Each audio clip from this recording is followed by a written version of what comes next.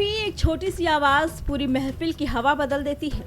गर्व से सीना तब चौड़ा हो जाता है जब विदेशी जमीन पर किसी बड़े मंच पर भारत के सम्मान की बात आती है। ढाका में कुछ ऐसा ही हुआ। महफिल सजी थी, बड़े बड़े डिप्लोमेट्स बैठे थे, लेकिन वहां रखी एक तस्वीर ने भारत की बेटी पूजा झा के सब्र का इम्तिहान ले लिया। उस एक पल में पूजा ने साबित कर दिया कि भारत की कूटनीति अब दबी दबी नहीं रहती, बल्कि अपनी बात को पूरी बुलंदी और प्रामाणिकता के साथ रखना जानती है।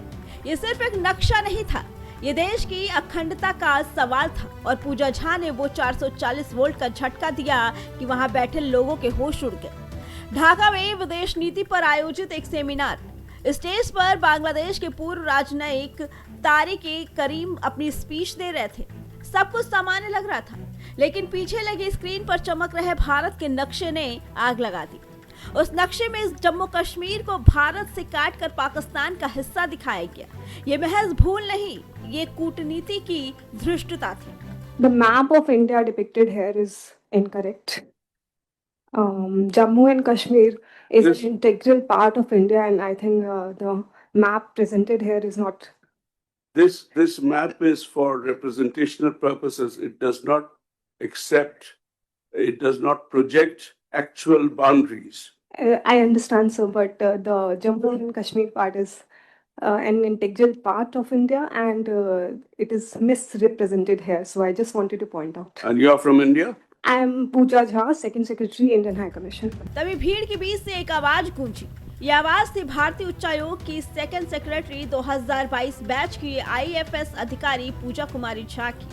उन्होंने पूरे संयम से लेकिन लोहे जैसी मजबूती के साथ हाथ खड़ा किया और टोक दिया। पूजा झा ने नपी तुली भाषा में दहाड़ते हुए कहा, जम्मू कश्मीर भारत का अभिन्न और अविभाज्य हिस्सा है। आपके पीछे जो नक्शा लगा है वो तथ्यात्मक रूप से गलत है, इसे तुरंत दुरुस्त किया जाए। पूजा का ये स्टैंड कोई मामूली घटना नहीं थी। उनके सामने हिजाब पहने बैठी महिलाएं तक हैरान रह गई। बांग्लादेश के पूर्व राजनयिक तारिक करीम ने मामले को रफा दफा करने के लिए अजीबोगरीब कुतर्क देने की कोशिश की। उन्होंने सफाई दी कि ये नक्शा प्रतीकात्मक है और वास्तविक सीमाओं को नहीं दर्शाता, लेकिन पूजा झा वहां किसी सफाई या बहाने के सुनने में नहीं बैठी थी। उन्होंने अपने स्टैंड पर चट्टान की तरह खड़ी रही। पूजा कुमारी झा ने ये साबित कर दिया कि आज का भारत अपनी संप्रभुता के साथ कोई समझौता नहीं करता। ढाका के उस सेमिनार में जो हुआ वो केवल एक अधिकारी की सक्रियता नहीं, बल्कि भारत की नई कूटनीतिक पहचान है, जहां सम्मान को आंच आने पर चुप्पी नहीं बल्कि सीधा जवाब दिया जाता है। बांग्लादेश के पाखंड को दुनिया के सामने बेनकाब करने वाली पूजा झा आज देश की आवाज बन गई है।